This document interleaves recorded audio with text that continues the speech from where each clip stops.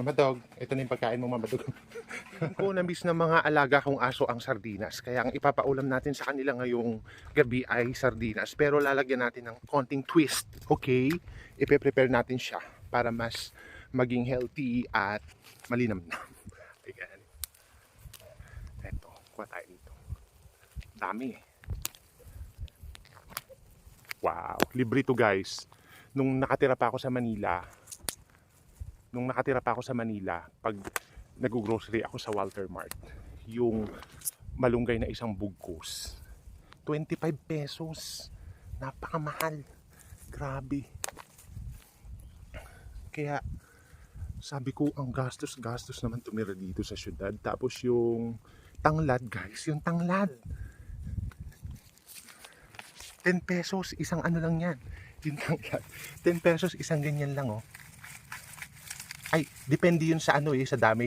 Yung mga ganito, 20 pesos na to sa Walter Mart, guys. Eh dito, tignan nyo naman oh. Sa likod lang ng bahay. Sisipagan mo lang mamitas. Medyo nakakarami na tayo. Ay. Hoy Lola, anong ginagawa mo dyan? Ikaw talaga. Umiihi ka dyan ah. Ayan guys, nakakuha na tayo ng malunggay at lulutuin na natin.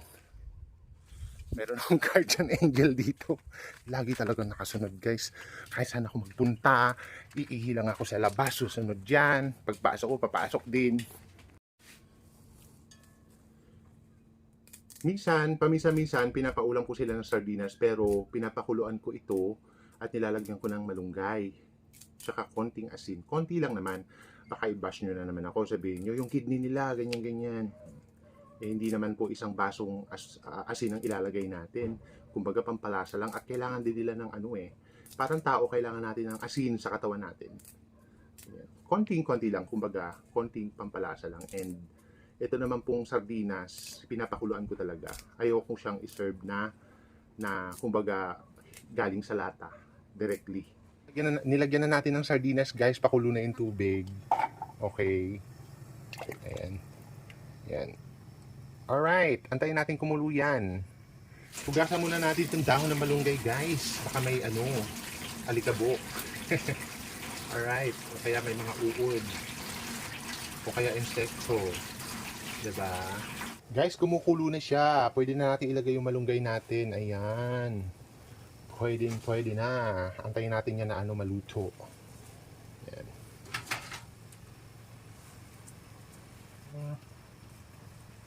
Ito ang mga mahal natin o alam nilang nagpe-prepare na ako ng food kaya ayan, nakaabang. Habang inaantay natin maluto guys yung malunggay, ayan, sandukan na natin ng kanin ang kanilang pakainan.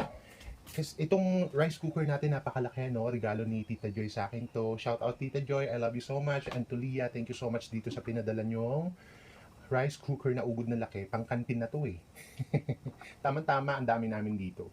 Palamigin muna natin guys, baka mapaso. Alam niyo naman, aggressive sila pagdating sa pagkain, diba? Umuusok-usok pa Guys, I think pwede na to. Bago natin iserve to, ihalo sa kanin, papalamigin muna natin, dudurugin natin yung mga isda na yan. Ayan. Ang tagal lumamig guys, no? Gamitan natin ng electric pan. Kaya lang ayaw na umikot ng electric pan namin. Ba't ganun? Ayaw umikot. Tingnan natin ng sabaw. Ayan. Dagdagan natin. Dapat maraming sabaw. Ihalo na natin yung niluto nating malunggay na may sardinas. Ayan. Hindi na ako naglagay ng asin guys kasi nung nag-research ako, according sa research, ang sardinas pala, it contains salt already. Kaya hindi ko na nilagyan ng sardinas. Haluin lang natin mabuti kasi parang feeling ko, the more na hinahalo ko siya ng mga kamay ko, lalo siyang sumasarap sa panlasa ng mga aso. Promise. Ayan. Kasi you're making their food from the bottom of your heart diba? Galing sa puso ang pagpe-prepare ng pagkain, nag-e-effort. Yan. Na-appreciate ng mga dogs yung effort natin kasi nakikita nila, ang daming nakatingin sa aking dogs dito sa baba aware sila na nag-e-effort ako para ipag-prepare sila ng pagkain. The more na nakikita nila nag-e-effort ka, the more naman na na-appreciate nila. Ayan guys, ang ganda na ng texture. Wow, may texture. Ayan mas yung concentration niya talagang parang medyo lumalapot. Siguro dahil sa nadudurog yung kanin. Ayan. Ay, nandiyan dyan na yung mga pogi. Ayan o. Ayan o. Naaamoy na nila o. Almost.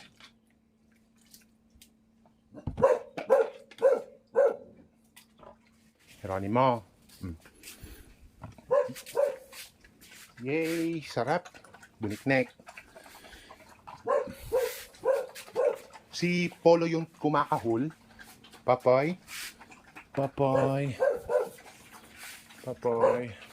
Mamadog. Mamadog. Ito na yung pagkain mo, mamadog. Dito tayo. Sige. Yan. Polo.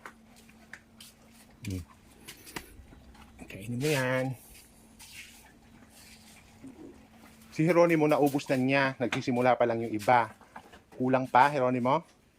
Kulang pa? Siyempre, dadagdagan natin yan. Ang dali lang, Poy. Kay Geronimo yun eh. Magana na siya, oh. Malalaki na subo niya. Ay, kulang ni Popoy. Dagdagan natin, Popoy. Yan. Whitney, Buboy, kain na tayo. Whitney, kain ka, Whitney.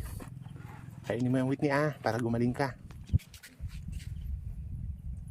Okay, kainin mo na yan. Wala kang gana?